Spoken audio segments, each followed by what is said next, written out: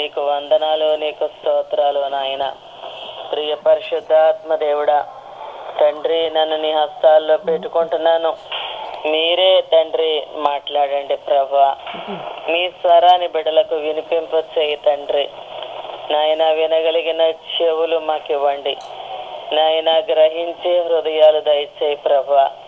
లోబడగలిగిన శక్తి మాకు దయచేయి ప్రభా. బిడ్డలందరినీ నీ హస్తాలకు అప్పగిస్తున్నాను.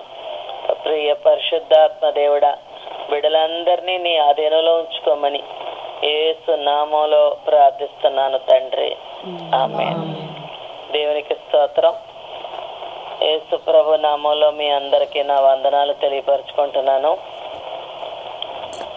యేసు ప్రభు గురించి బైబిల్లో ఏమనుందంటే ఆయన అద్భుతాలు చేసే దేవుడు అండి. యేసు ప్రభు అద్భుతాలు చేసే దేవుడు. ఆయన ఎక్కడుంటే అక్కడ అద్భుతాలే. ఆయన ఉన్నాడంటే చాలు అద్భుతమే.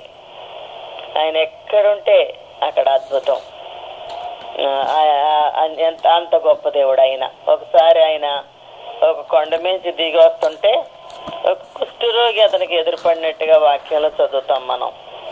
ప్రభువుని చూడగానే అన్నాడంట, ప్రభు నీకు ఇష్టమైతే నన్ను శుద్ధుడుగా చేయవా అని అడిగాడు.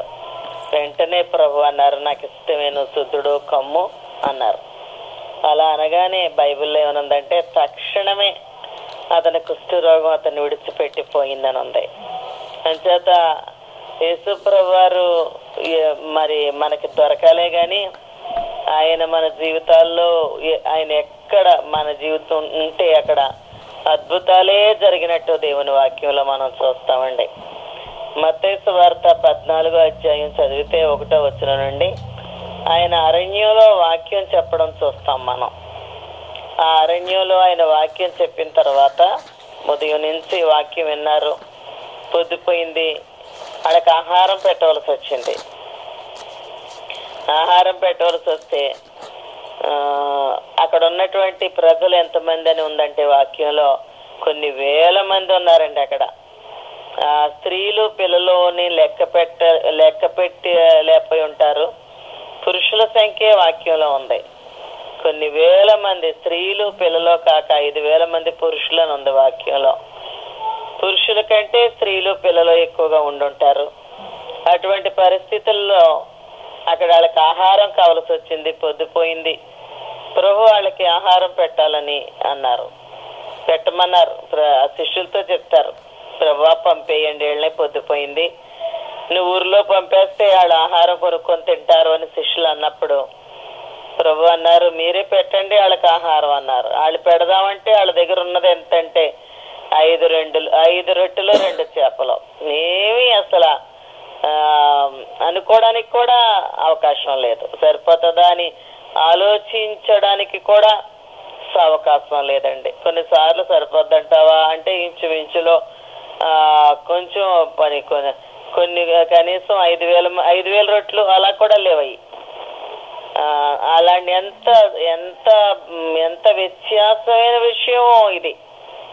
అన్ని వేల మంది మనుషులు మంచి ఆకలితో ఉంటే వీళ్ళకి పెట్టమని ప్రభు చెప్తే ఎంత ఉన్నదంటే బహు తక్కువ ఆహారం ఉంది అక్కడ. అలాంటి పరిస్థితుల్లో ప్రభు ఆయన చేతుల్లో తీసుకొని దీవించి పెడితే మనం చదువుకున్నాం ఏమనంటే అంతమంది అన్ని వేల మంది సమృద్ధిగా తినగా 12 గంపలు మిగిలిపోయినాయి అని వాక్యంలో ఉందండి.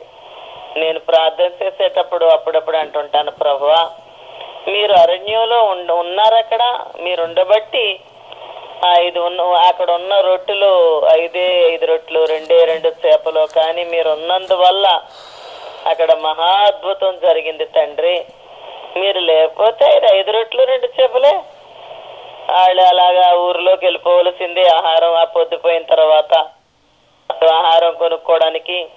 అంచేత మంచి ఆకలి మీద ఉన్నారు వాళ్ళు, కాకపోతే మీరు ఉన్నారు అక్కడ తండ్రి.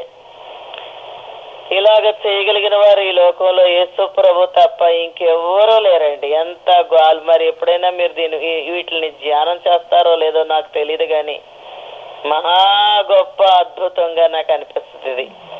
ఆ ఆహారం ఎంత, అక్కడ ఉన్న జనం ఎంత, అలాంటిది యేసు ప్రభు వారు అరణ్యంలో ఉన్నప్పుడు అంత గొప్ప అద్భుతం జరిగిందని నాకు అనిపిస్తుంది.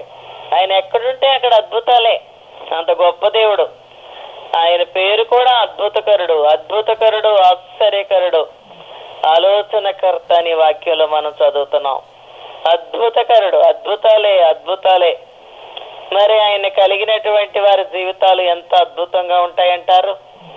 ఆయన కలిగినటువంటి కుటుంబాల్లో అద్భుతాలు నాకు అనిపిస్తుంది. నేను రాయలేను కానీ ప్రతిరోజు నాకు దేవుడు ఏదో ఒక అద్భుతం చేసినట్టే అనిపిస్తుందండి. రోజు ఇంకా ఈ రాయలేక నేను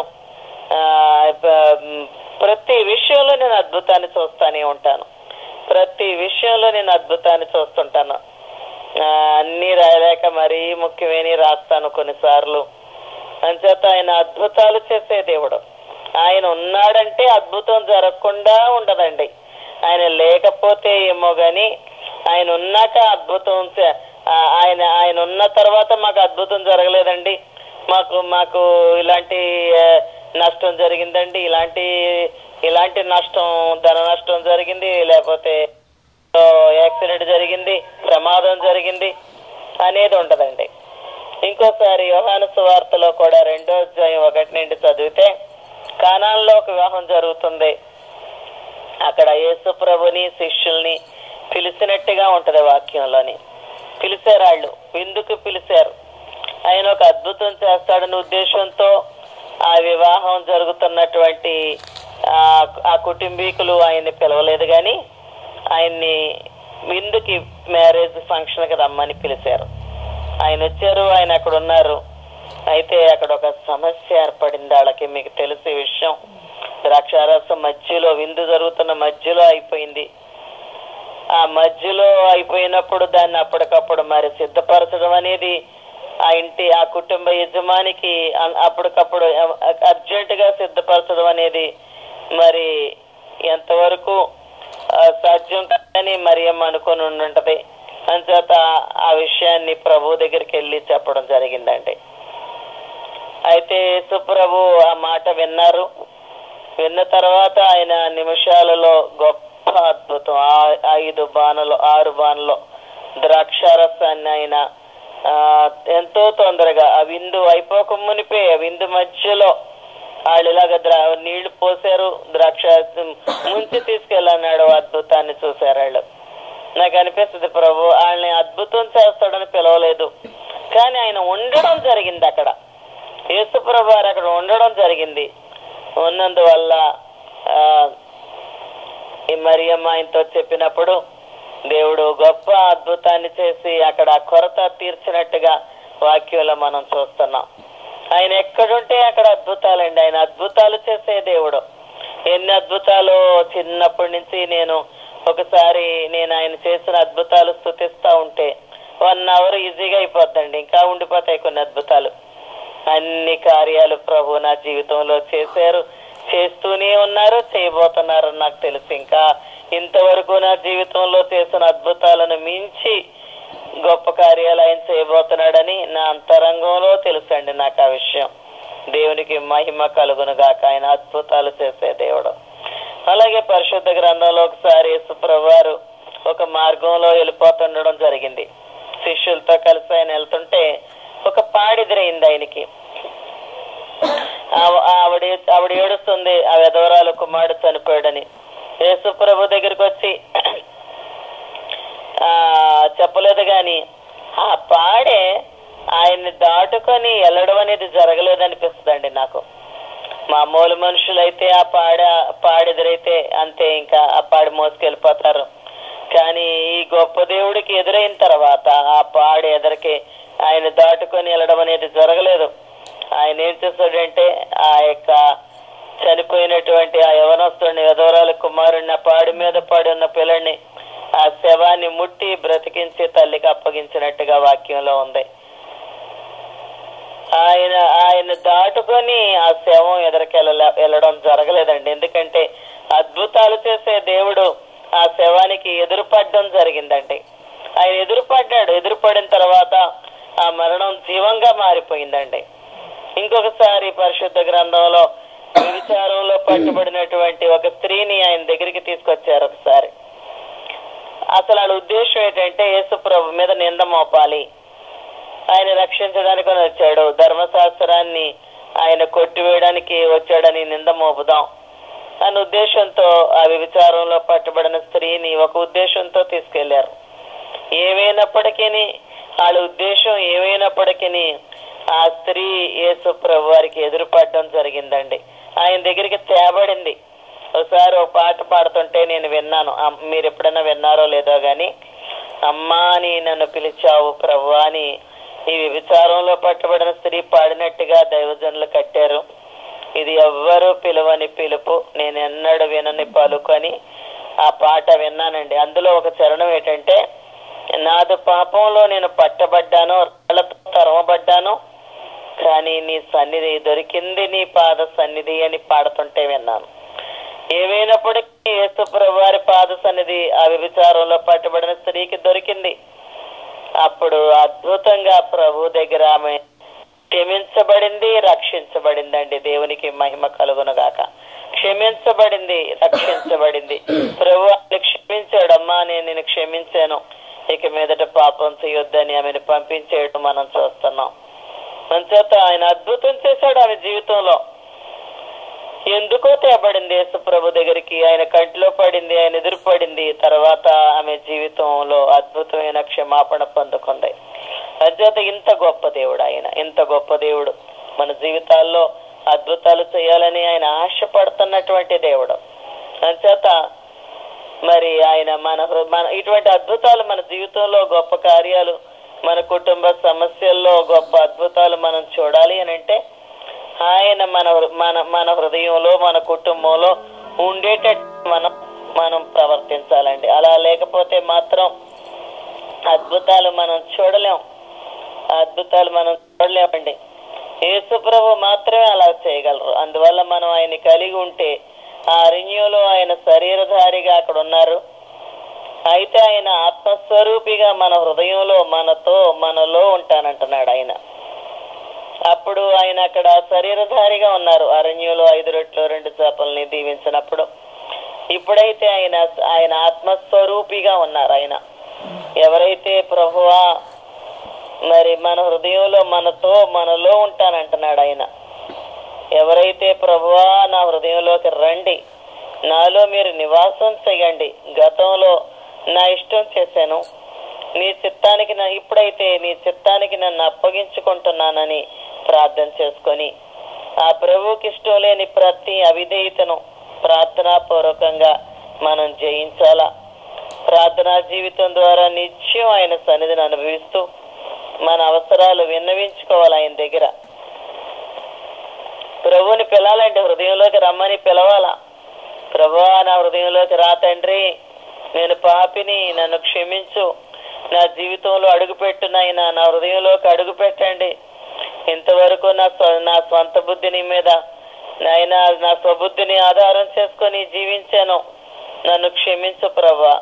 ఈ దినాన నన్ను నీకు అప్పగించుకుంటున్నాను, నీ చిత్తంలో నేను జీవించాలని, నీ వాక్య ప్రకారం జీవించాలని నేను తీర్మానం చేసుకుంటున్నానని ఒక వ్యక్తి ప్రభుతో ఒక నిబంధన చేసుకోవాలా. అలా చేసుకొని ఆ నిబంధనలో కొనసాగాల. అలాగ ఒప్పుకోగానే మనిషి మారిపోడు. మీతో నేను తరచూ చెప్తా ఉంటాను, ఇంకా మనలో ఆ పాత స్వభావం 1 రోజులో 2 రోజుల్లో పోదాం. అంచేత నూతన హృదయం, నూతన స్వభావం ఇస్తానని ప్రభు వాగ్దానం చేశాడు గనక ప్రతి దినం ఆయన అడగాల, ప్రభువా నాకు నూతనమైన హృదయం దయచేయి, నాలో ఇంకా పాత స్వభావం ఏమైనా ఉండిపోయిందేమో తండ్రి అని అనుదినం కూడా ఆయన సన్నిధిలో మనల్ని మనం పరీక్షించుకుండాలా. అనుదినం మన జీవితం మీద మనం దృష్టి పెట్టుకొని జీవించాలి. ఎందులో పడిపోతున్నామో, ఎందులోనైనా జారిపోతున్నామేమో, తొట్టిల్లిపోతున్నామేమో, ఎక్కడ దేవుని చిత్తం చేయలేకపోతున్నామో పరీక్షించుకొని ఆ విషయాలు తప్పకుండా ప్రార్థనాపూర్వకంగా జయించాలండి. మరి ఆదాముని దేవుడు ఆ తోటలో ఒక చెట్టు ఫలాన్ని తినొద్దని చెప్పినప్పుడు వాళ్ళు తిన్నారు, అంతే దేవుని సన్నిధిని పోగొట్టుకున్నారండి. వాళ్ళు దేవునితో ఉన్న ఆ సంబంధాన్ని వాళ్ళు పోగొట్టుకున్నారు, ఆ తోటలోంచి తోయబడ్డారు. ఈనాడు కూడా అనేక మంది క్రైస్తవులు వాళ్ళ జీవితాలలో దేవుడు ఏది చెయ్యొద్దని చెప్తున్నాడో, ఏది వద్దంటున్నాడో దాన్ని చేయడం ద్వారా ఏది చెయ్యమంటున్నాడో దాన్ని చెయ్యకపోవడం ద్వారా వాళ్ళు కూడా దేవునితో ఉన్న సంబంధాన్ని పోగొట్టుకుంటున్నారు. కానీ దేవుడితో ఉన్న సంబంధం తెగిపోయింది, పోయిందనే గ్రహింపు లేకుండా జీవించడం జరుగుతుందండి. మేము ప్రతి ఆదివారం చర్చికి వెళ్తున్నాం కదా, మానకుండా ఆదివారం మందిరాలకు వెళ్తున్నాం, కానుకలు ఇస్తున్నాం, దేవుడికి ఆరాధన బాగా చేస్తున్నాం, పాటలు పాడుతున్నాం, ప్రార్థన చేసుకుంటున్నాం, బైబిల్ చదువుకుంటున్నాం కదా అనుకుంటున్నారే గాని ఆదాము తప్పిపోయినట్టు వాళ్ళ వ్యక్తిగత జీవితాల్లో, వాళ్ళ యొక్క రహస్య జీవితాలలో ఎక్కడ తప్పిపోయారో, ఎక్కడ దేవునికి అవిధేయతగా ప్రవర్తించారో దాన్ని తెలుసుకోలేని అజ్ఞానంలో పైకి క్రైస్తవులుగా బ్రతుకుతున్నారు. కానీ అనేక మంది అంతరంగంలో దేవుడితో ఉన్న సంబంధాన్ని తెగ్గొట్టుకొని తెగిపోయి బ్రతుకుతున్నారు. వైరు చూడండి, ప్లాస్టిక్ వైర్లు, కరెంటు వైర్లు పైకి బాగానే ఉంటది, కానీ లోపల ఉన్నటువంటి రాగి తీగ తెగిపోయినట్లయితే ఆ కరెంటు సప్లై అవ్వదు, మనకి లైట్లు ఎలగో, ఫ్యాన్లు తిరగవు. అదేంటో చూస్తే పైకి ప్లాస్టిక్ ఆ కవర్ బాగానే ఉండొచ్చేమో, కానీ లోపల ఆ రాగి తీగ తెగిపోయినప్పుడు ఎలాగైతే ఆ కరెంటు సప్లై అవ్వదో మన జీవితాల్లో, మన హృదయాలలో కూడా పైకి కనబడకపోవచ్చు. మనుషులకి బాగానే కనబడతాం, చర్చికి వెళ్తాం, బాగానే ఉంటాం, పాటలు బాగానే పాడతాం, ప్రార్థన బాగా చేస్తాం, వాక్యం కూడా బాగానే చదువుకుంటాం, కానుకలు బాగానే ఇస్తాం. కానీ ఎక్కడో వాక్యానికి, ఎక్కడో ఏ విషయంలోనో మన జీవితాలలో దేవునికి అవిధేయతగా ప్రవర్తిస్తున్నటువంటి విషయాలు ఉండిపోయినందువల్ల కొన్నిసార్లు దేవునికి అవిధేయతగా ప్రవర్తించేదాన్ని పెద్దగా పట్టించుకోకుండా ఇది చిన్నదే కదా అని వదిలేసి ముందుకు కొనసాగుతున్నామే గాని ఫెయిల్యూర్ అయిపోవడం జరుగుతుందండి. అనేక విషయాల్లో, అనేక కుటుంబాల్లో ఇది కనిపిస్తుంది. ఏక మనసు ఉండటం లేదు, బిడ్డలకి తల్లిదండ్రులకి మధ్య ఏకాత్మ పని చేయటం లేదు. అనేక విషయాల్లో ఫెయిల్యూర్ అయిపోతున్నారు, నష్టపోతున్నారండి. అనేక విషయాల్లో అనేక అనారోగ్యాలకి లోనైపోతున్నారు, అనేక నష్టాలకి లోనైపోతున్నారు. ఎందుకంటే వాళ్ళకి తెలియట్లేదు.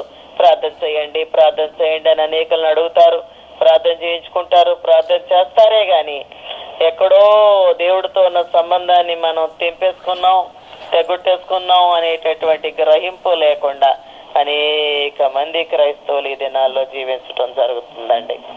ఈ దినాన్ని మనం పరీక్ష చేసుకుందాం. ఎలా ఉన్నాం? దేవుడితో ఉన్నటువంటి సంబంధం ఎలా ఉంది? ఆయన ఉన్నాడా? నా హృదయంలో ఉన్నాడని ఎంతమంది చెప్పగలం? ఆయన నీతో ఉంటాను, నీలో ఉంటానంటున్నాడు ఆయన. ఎంతమంది క్రైస్తవులు ఈ దినాన యేసు ప్రభుని కలిగి ఉన్నారని చెప్పగలరు? యేసు ప్రభుని కలిగి ఉంటే అద్భుతాలే. ఆయన ఏ హృదయంలో ఉంటాడో వాళ్ళ జీవితాల్లో అద్భుతాలే. ఏ కుటుంబంలో ఉంటాడో వాళ్ళ జీవితాల్లో దేవుడు తప్పకుండా అద్భుతాలు చేస్తాడు. అంచేత యేసు ప్రభు మనలో ఉండాలంటే మనలో పాత జీవితం పూర్తిగా పోవాలండి. యేసు ప్రభులో మనం నూతన సృష్టిగా మారడానికి మనం ప్రయత్నం చేయాలండి. పులుసుని పిండి కొంచెమైనా ముద్దంతయు పొలుసైనా చెప్తున్నాడని వాక్యం అందరికీ తెలిసిన మాటే. అనుకోవడమే తప్ప పులిపిండి నా జీవితంలో ఉండిపోయింది, దీన్ని నేను తీసేసుకోవాలా అనే పట్టుదల లేకుండా అనేకులు జీవిస్తున్నారు. యాకోబు పత్రికలో అంటాడు, ధర్మశాస్త్రంలో ఒక్క ఆజ్ఞ తప్పిపోయినా సరే నువ్వు ఆజ్ఞలన్నీ తప్పిపోయినట్టే అంటున్నాడు.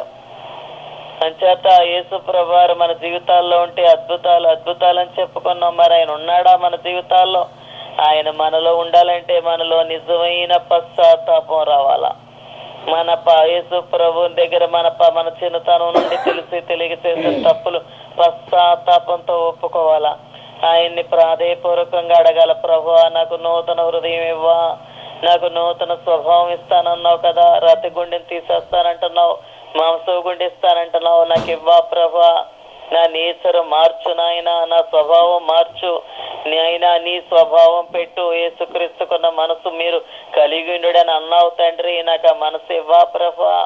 నీ మనసు నాలో పెట్టు, నీ స్వభావం పెట్టు, నీ స్వరూపం నాలో ఏర్పరచని ఎవరైతే పట్టుదల కలిగి ప్రార్థన చేసుకుంటారో, ఎవరైతే ఈ విషయాలు దేవుడి సన్నిధిలో పట్టుదలగా అడుగుతారో తప్పకుండా దేవుడు వాళ్ళ జీవితాల్లో ప్రవేశిస్తాడండి, వాళ్ళ హృదయాల్లో ప్రవేశిస్తాడు.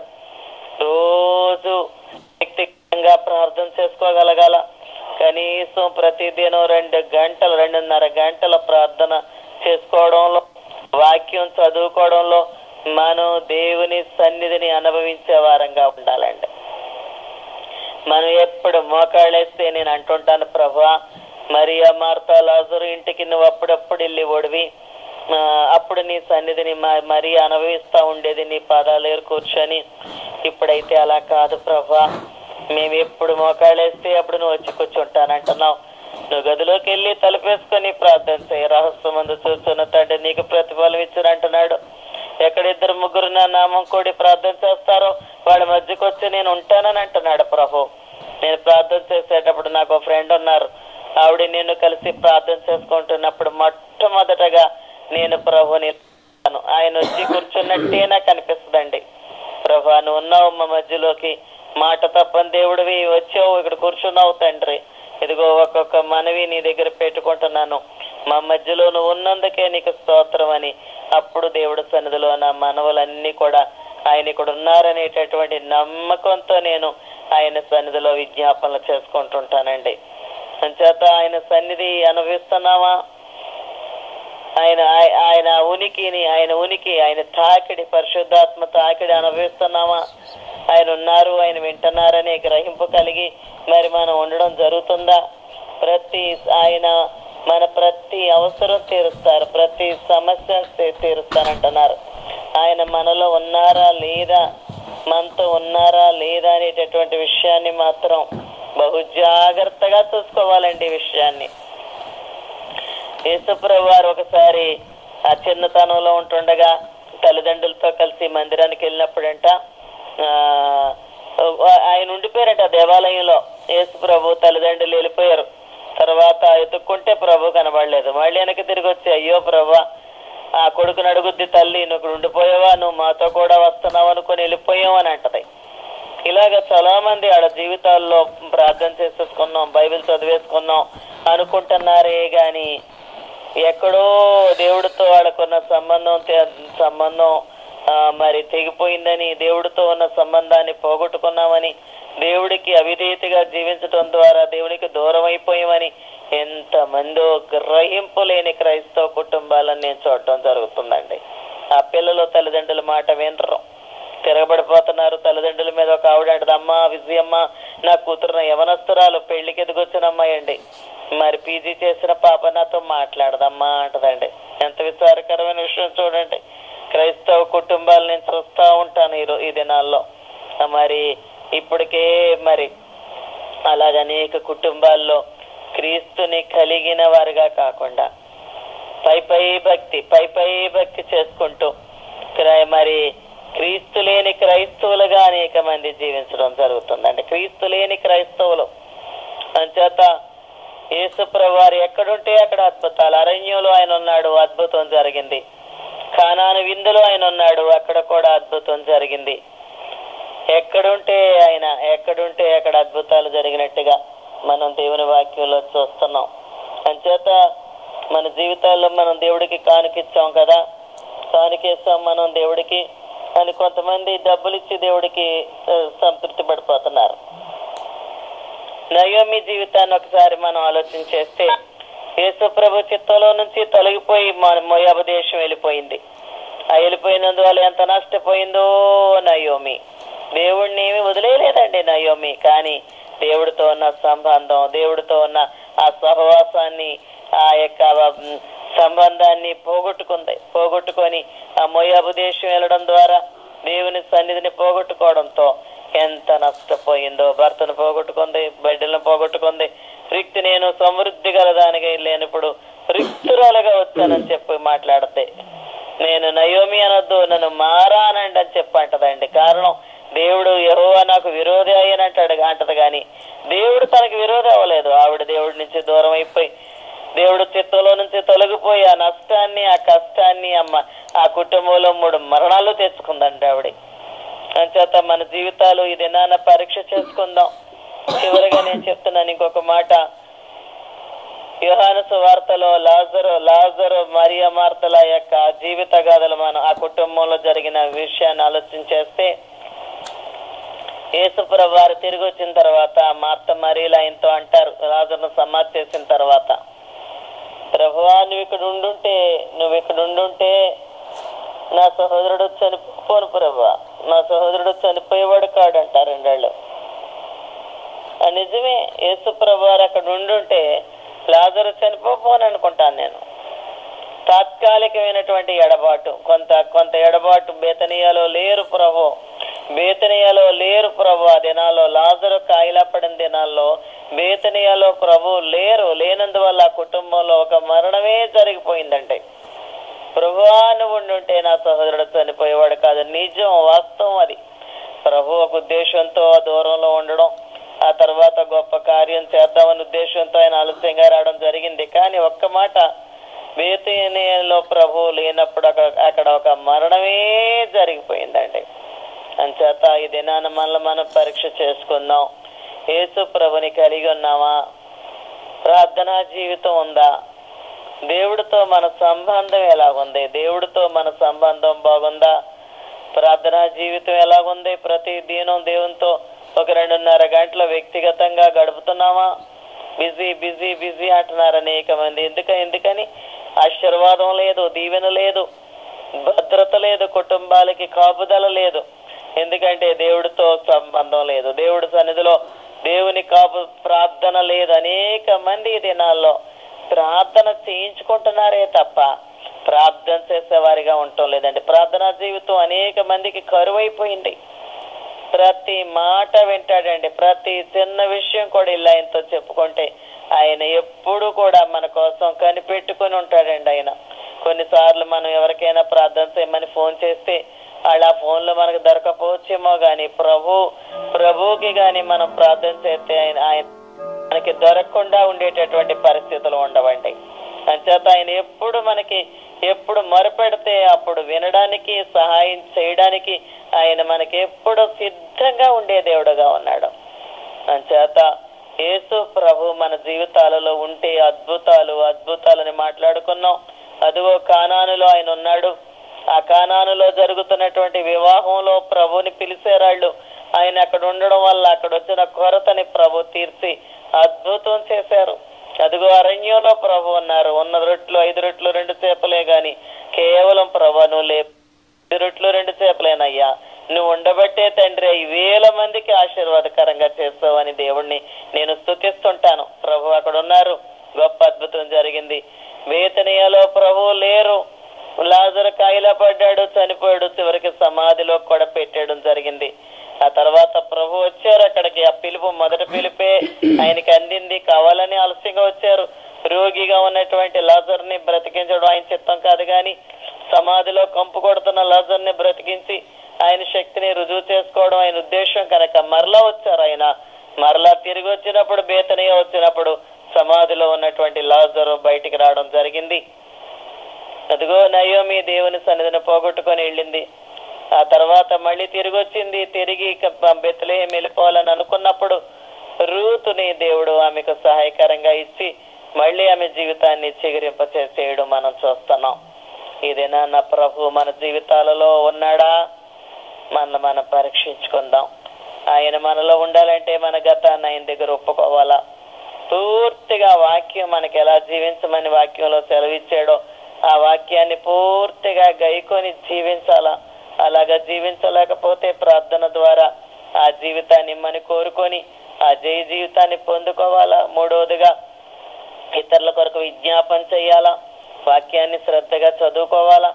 ఆ వచనం వెంబడి వచనం చదువుకొని ప్రభు ఆ వచనాల్లో మనతో ఏం మాట్లాడుతున్నాడో అది మనం గ్రహించి ఆ ప్రకారంగా జీవించడానికి మనం తీర్మానం చేసుకోవాలా. మంచి పనులు చేయాలి భూమి మీద. యేసు ప్రభు చెప్పారు, నిన్ను వలే నీ పొరుగు వారిని ప్రేమించన్నాడు. మన చుట్టూ అనేక మంది అనేకమైన సమస్యలతో కష్టాలతో ఎదురైనప్పుడు చేతనైన సహాయం వారికి చెయ్యాలా. అలాంటి ప్రతి దినం ఆయన సన్నిధిలో మనం ప్రార్థన చేసుకుంటున్నప్పుడు ఆయన వచ్చి కూర్చుంటారు. ఆయన్ని మనం ప్రార్థన ద్వారా మన కుటుంబాల్లో ఆయన్ని నిలుపుకోవాలా. ఇటువంటి జీవితాలు మనం జీవించినప్పుడు తప్పకుండా ఆయన మనతో ఉంటాడు, మనలో ఉంటాడు. ఒకవేళ మనం ఎక్కడైనా జారిపోయినట్లయితే, తప్పిపోయినట్లయితే ప్రభుని మళ్ళీ అడుగుదాం. ప్రభువా నాయనా తండ్రి, నా జీవితంలోకి రా ప్రభువా. నాయన నువ్వు లేకే నేను నష్టపోయానయ్యా, నిన్ను అడగకుండా ఈ పని చేశానయ్యా ప్రభువా. నా సొంత ఆలోచనతో ఈ పని చేసేసాను తండ్రి. ఈ విషయంలో నీ సలహా నేను అడగలేదయ్యా, ఈ విషయంలో నీ పాదాల దగ్గర పెట్టుకోలేదయ్యా ప్రభువా. ఫలానా విషయంలో నష్టపోయానయ్యా. కొంతకాలం నేను లోకంతో కలిసిపోయానయ్యా, నేను లోకంతో స్నేహం చేసేసానయ్యా ప్రభువా. నాయన నీతో స్నేహం చేయవలసినంతగా చేయలేకపోయాను ప్రభువా. మనల్ని మనం ఆయనకి సమర్పించుకొని ప్రార్థన చేసుకుందాం, ఆయన దగ్గర ఒప్పుకుందాం. ప్రభు గొప్ప దేవుడు, ఈ లోకంలో ఆయన కంటే గొప్పవారు ఎవ్వరూ లేరు. పాట పాడుతుంటుంటానండి ఒక్కొక్కసారి నేను ఆ పాట. లోక బంగారము ధనధాన్యాదులు ఒక్క పోగేసిన నీతో సరితోగవయ్యా ప్రభువా. నీతో సమమెవరు, నీలా ప్రేమించే వాళ్ళు ఎవరు ప్రభు అని పాడుకుంటుంటాను. అంచేత ఈ లోకంలో ఏది దేవుని యేసు ప్రభు వారికి సాటి కాదు. ఆయన ఆకాశం నా సింహాసనం, భూమి నా పాదపీఠం అన్నాడు. చనిపోయిన వారిని బ్రతికించిన దేవుడు ఆయన. ఈ సృష్టి మీద అధికారం దేవుడు ఆయన, సర్వశక్తి కలిగిన దేవుడు. నేను యెహోవాను, సర్వ శరీరాలకి నేను దేవుణ్ణి, నాకు అసాధ్యమైనది ఏమైనా కలదా అని చెప్తున్న దేవుడు. ఋతుధర్మం కోల్పోయిన షేరాకి గర్భాన్ని ఇచ్చిన దేవుడు ఆయన. అటువంటి దేవుణ్ణి మనం ఇలాగా ఆయన గురించి ఆలోచన చేస్తున్నాం. ఏదో ఒక ఫార్మాలిటీగా ఆ కార్యక్రమాలు జరుపుకుంటూ వెళ్ళిపోతున్నావా? ఫార్మాలిటీగా ప్రార్థన మరి అలవాటుగా భక్తి చేసుకుని వెళ్ళిపోతున్నావా? లేకపోతే ఆయన అనుభవిస్తున్నావా? మన జీవితాల్లో అలవాటుగా భక్తి చేసుకుని వెళ్ళిపోతున్నావా? అలవాటుగా సేవ చేసి వస్తున్నావా? అలవాటుగా ప్రార్థన చేస్తున్నావా? ఒక అలవాటుగా భోజనం ఎలా చేస్తున్నామో, టిఫిన్ ఎలా చేస్తున్నామో, ఉద్యోగం ఎలా చేస్తున్నామో, అలాగే ఆ ప్రార్థన కూడా ఒక పని కింద పెట్టుకొని ఒక ప్రార్థన చేసేసుకున్నాం, అయిపోయింది, బైబిల్ చదివేసుకున్నాం, అయిపోయింది అంటున్నావా?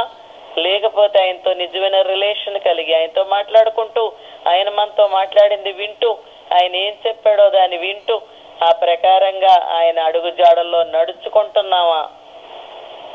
అనుభవిస్తున్నావా దేవుడిని? ఆయన జీవం గల దేవుడు, రాయరప్ప కాదు కదా, విగ్రహాలు కావు.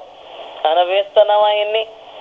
మనల్ని మనం పరిశీలించేసుకుందాం. నిజంగా ఆయన అనుభవిస్తున్నట్లయితే మనం తప్పకుండా మన జీవితాల్లో ప్రభు అద్భుతాలు చేస్తారు, ఆశ్చర్యకార్యాలు చేస్తారు. మన ద్వారా, మన ప్రార్థన ద్వారా అనేక మందికి. మన ఒక ఆవిడ ఫోన్ చేసిందండి, అమ్మ విజయమ్మ గారు, నా కొడుకు ఫ్రెండ్ ఒక కుర్రాడు, ఆ మార్కులు సరిగా రాలేదని తల్లిదండ్రులు కోప్పడ్డారంట. డిగ్రీ చదువుతున్నాడు కుర్రాడు, ఇంట్లోంచి వెళ్ళిపోయాడు, ప్రార్థన చేయండి అందని. నేను అడిగాను, ప్రభువా నేను నీ దగ్గరికి వచ్చాను, శతాధిపతి వచ్చాడు నీ దగ్గరికి, తన దాసుడు బాగోలేదు, బాగు చేయమని వస్తే నువ్వు ఆ శతాధిపతి ప్రార్థన విన్నావు కదా, నా ప్రార్థన వినవా? ఇంటి నుంచి వెళ్ళిపోయిన యవనస్తుడిని దర్శించు, కలుసుకో, క్షేమంగా ఇంటికి చేర్చాను. ప్రార్థన చేశానండి. ప్రార్థన చేసిన 2 దినాలకి నాకు మళ్ళీ ఫోన్ వచ్చింది. అమ్మ విజయమ్మ గారు, మీరు ప్రార్థన చేశారు, ఆ బాబు ఇంటికి తిరిగి వచ్చాడు, మీకు వందనాలు అందండి, దేవానికి స్తోత్రం అన్నాను. ఇలాగా నా జీవితంలో నేను ఇలా ప్రార్థన చేస్తే అలాగా జవాబులు ఎన్ని పంపుతాడో ప్రభు. నా అనుదిన జీవితంలో ఎన్ని అద్భుతాలు. రోజు చెప్పాను కదా, బుక్ రాత్రి పెద్దదైపోద్దని. ఇంకొకసారి ఎప్పుడైనా మాట్లాడినప్పుడు అప్పుడప్పుడు ఒక్కొక్క అద్భుతాన్ని మీతో ఇప్పుడు సమయం లేదు కానీ నేను పంచుకుంటాను. అనేక మంది అండి ప్రార్థన చేయండి విజయమ్మ గారు, ప్రార్థన చేయండి అంటే మరి నేను వాళ్ళ కోసం ప్రార్థన చేస్తే ఎంతమందో మళ్ళీ నాకు ఫోన్ చేసి చెప్తా ఉంటారు. ఎంత సంతోషం అయిపోతుందో. ఈ లోకంలో యేసు ప్రభు సేవలో ఉన్న సంతోషం, యేసు ప్రభు సన్నిధిలో ఆయన పాదాల దగ్గర ఉన్నటువంటి సంతోషం ఈ లోకంలో ఎంత పెద్ద గొప్ప ఫంక్షన్ లో కూడా లేదని అనుభవపూర్వకంగా మీతో చెప్తున్నానండి. అటువంటి సంతోషం, శాంతి పరిశుద్ధాత్మ దేవుడు మీ అందరికీ అనుగ్రహించునుగాక. ఆమేన్. ప్రార్థన చేసుకుందాం. ప్రేమ కలిగిన తండ్రి, దయగలిగిన ప్రభువా, నీకు వందనాలు. ఎంత గొప్ప దేవుడువో ప్రభువా, ఎంత గొప్ప దేవుడువో ప్రభువా. నిన్ను మించిన వారి ఈ లోకంలో ఎవ్వరూ లేరయ్యా. నాయనాను సృష్టికర్తవు తండ్రి, ఈ సృష్టి మీద అధికారం ఉన్న దేవుడివి ప్రభువా, స్వయం భక్తుడివి తండ్రి.